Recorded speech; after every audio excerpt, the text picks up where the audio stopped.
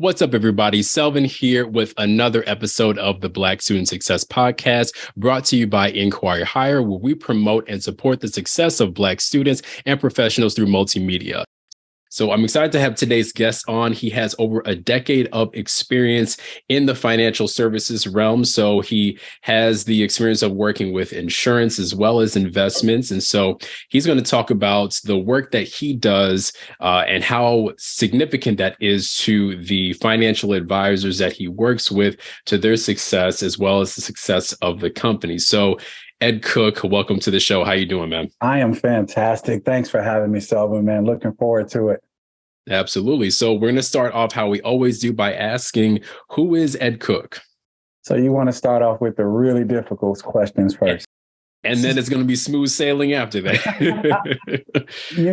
That's a complicated question that, a lot of us have to answer in our interviews. Because a lot of times when you think about who am I, too many people think about that from what I do, but I want us to refocus and think about it as who I really am. What do I stand for? What do I believe in? I love God. I love his word. I love right. I love rightness. Who am I? I love to see people win, not just myself, but I want to see people around me win. I've been married for 20 years. I have a 15-year-old. I have a 13-year-old. Great marriage. I have great kids. Really thankful for everything that's around me. Thankful for the positions that I have. But I'm just a person ultimately that not only wants to win, but wants to see those around me win. And whatever I can do to help, inspire, connect, any of that, to be able to help somebody else. That's really who I am to my core. Absolutely. And that's a great engine to be around. So I'm sure others around you would really appreciate that.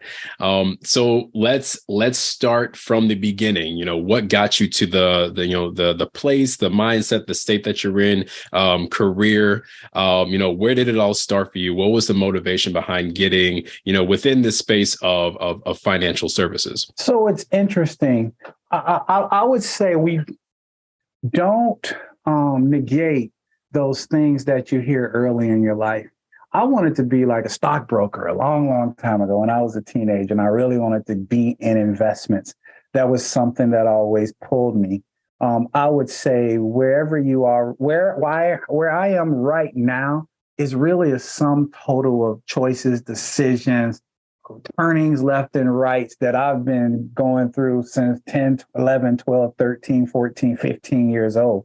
And so I just want you to know there are choices that I made at 14, 15, and 16 that affect where I sit right now. So I've always wanted to be in kind of the investment field. A long time ago, I was actually an advisor, and I sold investments. I sold insurance, and I was car insurance, home insurance, life insurance, disability. I sold it all with investments. I realized that I didn't like, I was great when I was in the home or when I was actually able to sit down with people. What I hated was the prospect. What I hated was the cold calling. Mm-hmm. What I hated was trying to convince someone to allow me to come to your house and help you. But I was really good when I got there. I just hated the process up to it. And so through a series of events before coming here where I am now, I was at another company, and it was really on the investment side where I was managing a team, taking kind of those inbound trade calls, the buy, sales, and changes and all that. And then I was actually a client relations manager at that company. Where I am now, it's all just been a process of developing. When I first got here, I was on our investment sales support team. So investments I was always, like I said, really drawn to that investment side. And I was on the investment sales support team. And really what that was our reps would call in, they'd talk to me, and I help and consult with them through cases. Sometimes it's calls out, calls in, doing some training, really helping them around our products and how to best use our products for their clients where they were. All up to my current job. where I am actually more of a consultant now. So investments, insurance, and consulting have always been in my DNA. And that's where I'm landed now in the position that I have now. And so really what I'm doing now is I'm a business consultant with our field. So I work with our offices on their new rep growth and development, recruiting, internship, retention, D&I and culture. How are we building all that in order to put our reps in the best possible position to win? So have 5 offices that I'm assigned in our South region, travel a little bit, but I get there. I get to be more not just on the investment side, but now I get to take 2 worlds that I'm good at. I get to take that investment side, but then I also get to take the side of people. I like the people stuff too, and I like the consulting. And this job gives me the best of both of those worlds. Absolutely. And it sounds like, based off of what you said, being the, a sum of the decisions that you made, you took, not only, made awareness of the aspects that you were good at, as well as the things that you didn't like so much about the things that you were good at. And you took a different direction. And I want to highlight that because it allows you to still kind of stay in that realm, but also acknowledge the fact that there's other routes that you can take, so, getting into the financial advisor space and then realizing, okay, I can take this part of what I'm really good at doing and then direct it towards something, but still develop in myself and then help others. I want to touch on that. What was that pivotal moment that you kind of went into where you saw that you didn't like the whole prospecting part of the job that you had? What made you kind of make that switch, or at least start to explore, maybe there's something else that I can still use these skills, but, work within a different area? What was that point in time? So I skipped a little bit in my resume. I did some other things in the middle. I did get to that point where I just, for me, picking up the phone and cold calling and just dialing was just not, I had like this deathly fear of that for some odd reason. So in reality, I left the financial services industry after that. I actually worked in the airline industry for several years and did very well in the airline industry. But here's the thing. With the airline, the things that I did in the airline industry helped me from an organization standpoint. It helped me from an auditing standpoint. It helped me to be able to look at numbers, and it helped me be able to look at schedules and calendars and puzzles because I was in crew scheduling in the airline business. And so what I really want to encourage people is wherever you are right now on your journey, there's something that you're getting out of that. You may not even like where you're at, but understand there's something that you're learning. There's some place that you're growing in that industry, in that place. I was in the airline industry, way outside of the financial services industry, and yet there were pieces of my puzzle that were being added to me.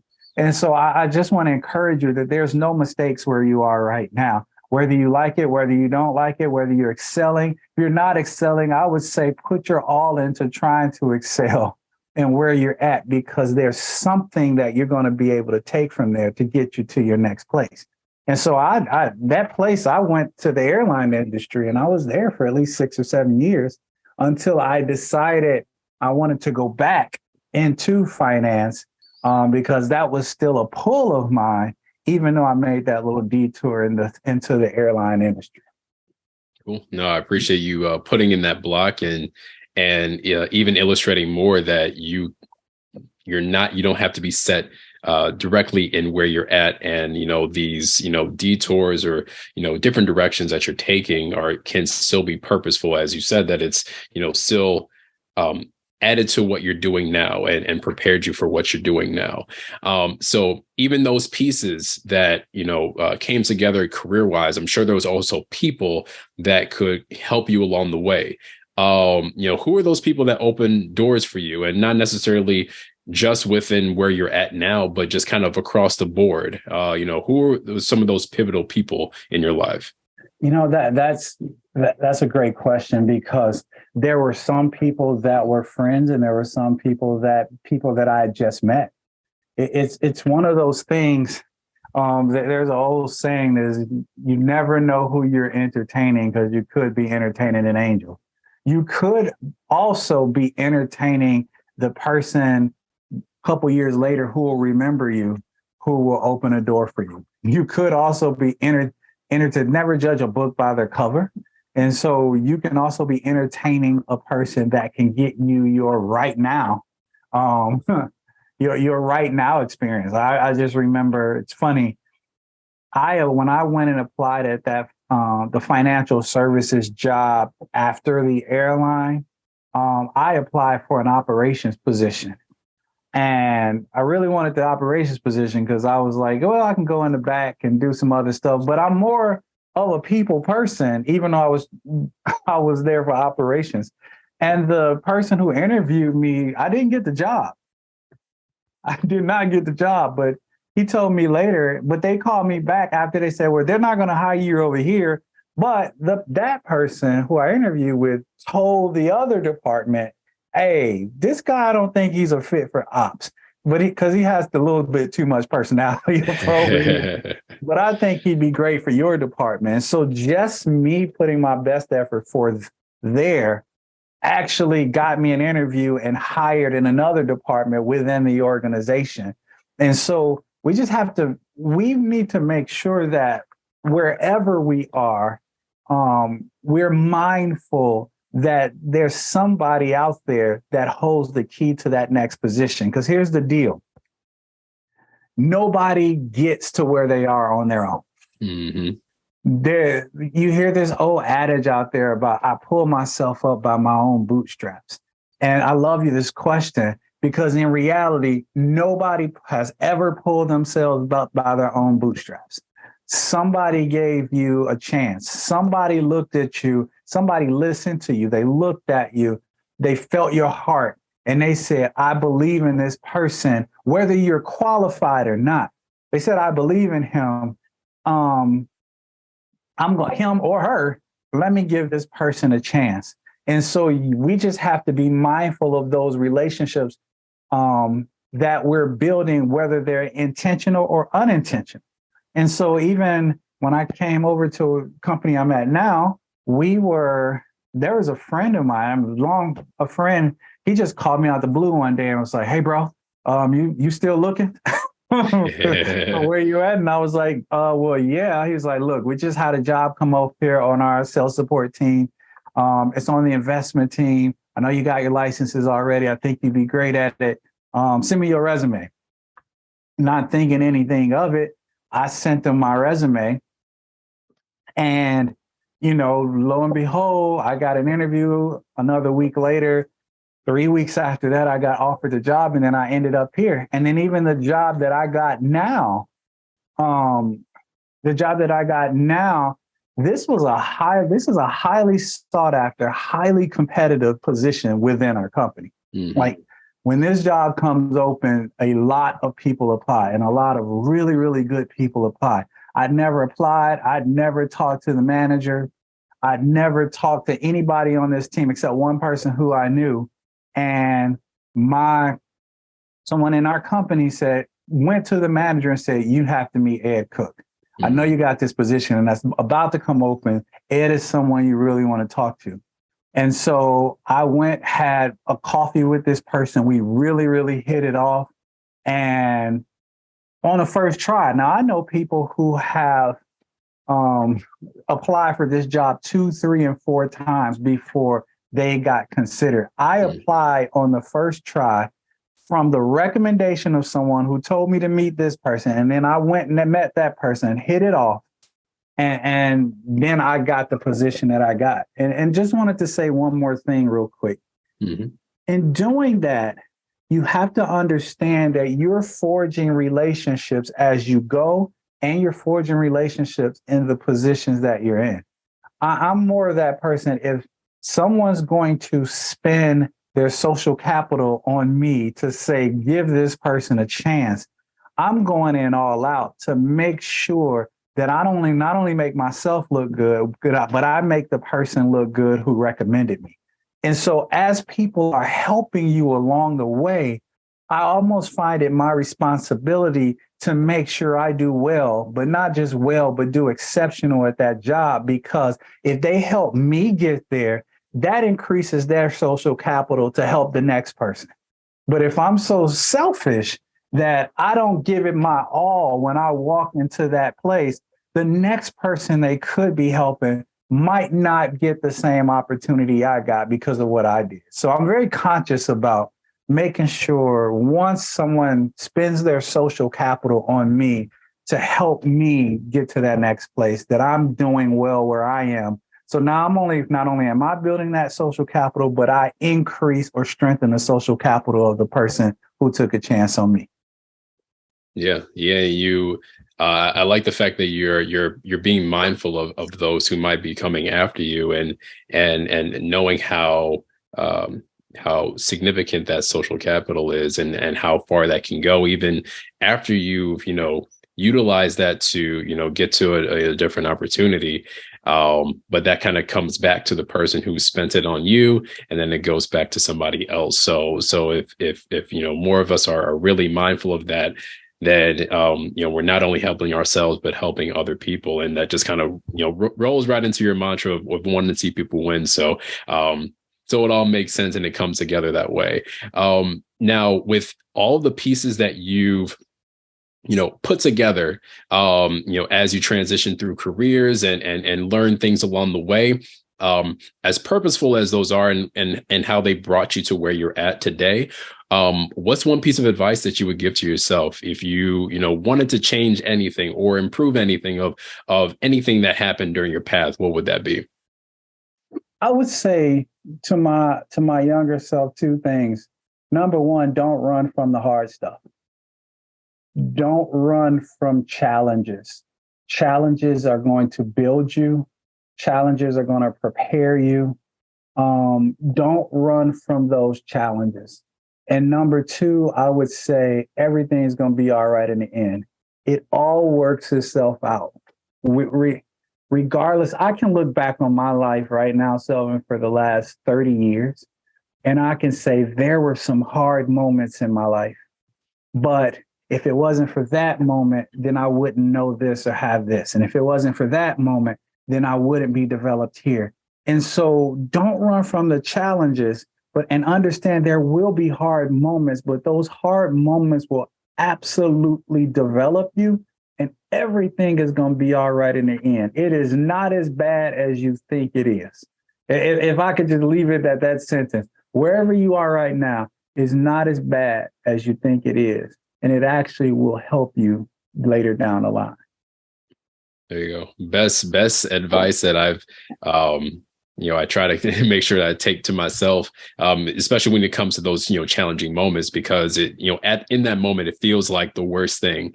But like you said, if you were to kind of reflect, you have been in that same type of moment, but you made it through, and you were, you came out a different person, probably for the better, whether you know it or not. And that moment, at this moment is not anything different. So thank you for explaining that. Now, how do you pay it forward? What's something that you do, or it's just a mindset that you have, outside of what you've already explained, to kind of pay it forward to those who are coming behind you?